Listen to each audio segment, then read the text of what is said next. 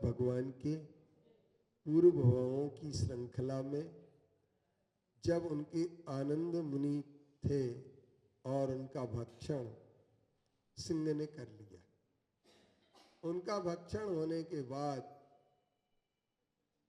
वो स्वर्ग में चले गए और कमठ का जीव कहाँ चला गया?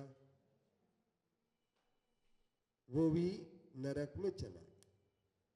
नरक में जाने के बाद उसको एक बार फिर अवसर मिला कि वह देव बन गया, लेकिन कौन सा देव बना? संबर नाम का देव बना। और कमठ जी जब संबर बन गए, कौन बन गए? कमठ जी,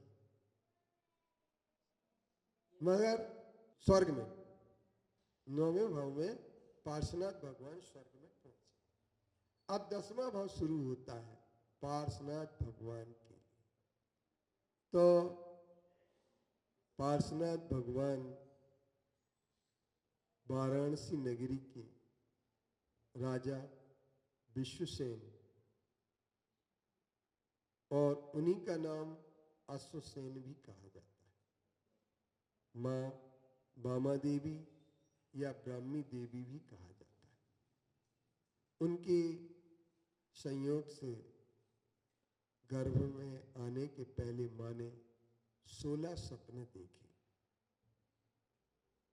और श्वेतांबर के सपने 14 होते हैं। 2 सपने कौन कौन से हैं? एक सिंहासन को वो नहीं मानते हैं और मीन युगल को नहीं मानते। अब उन्हें क्या करना था? इस 16 के 14 क्यों किए उन्होंने? भक्तामर स्तोत्र के काव्य जो है ना, उन्होंने कम करके क्यों माने? 44 काव्य माने। क्यों माने? क्यों माने? क्योंकि ऐसा है कि उनका ये कि तुम जो दिगंबर जो करेंगे, हमें उससे उल्टा करके अपनी पहचान बनाना है। पहचान कैसे बनेगी? जैसे कोई मूंछ कटवा लेता है, सिर्फ दाढ़ी रखता है। क्यों रखता है? वो अपनी पहचान बना करके, हम अलग, तुम अलग। इसी तरीके से जब किसी से भी अपन पूछेंगे कि अगर सिंहासन था तो सिंहासन के स्वप्न माता को क्यों नहीं आया? श्वेतांबरों से कोई पूछे, या मीन युगल, मीन हमेशा शुभ मानी जाती मछली, मगर शुभ माना जाता है क्योंकि हर मंदिर में, जो भी मंदिर बनते हैं, उन मंदिरों में मगर जरूर बनता है। बैल से शुरू हुआ सपना, बैल आया, हाथी आया, शेर आया सपने में। ये सब चीजें क्यों आई और इसका कारण क्या है? तो ये जो सपने होते हैं माता के, ये सब ये बताते हैं कि बहुत शुभ कार्य होने वाला है। क्योंकि सपने जब आते हैं तो सपने कभी कभी साकार हो जाते हैं। मेरे लिए भी सपना आचार्य जी ने आशीर्वाद दिया, और कि एक अंतरिक्ष 40 नहीं लिख सकते थे, मन ही नहीं था, मगर 2 लिख गए, और दूसरा भी बहुत अच्छा लिखा गया। क्यों? ये बात क्यों होती है? सपने का भी फल बहुत अच्छा होता है। तो स्वप्न साकार होना चाहिए, लेकिन स्वप्न साकार किसके नहीं होते हैं? सपने का एक विज्ञान, स्वप्न विज्ञान।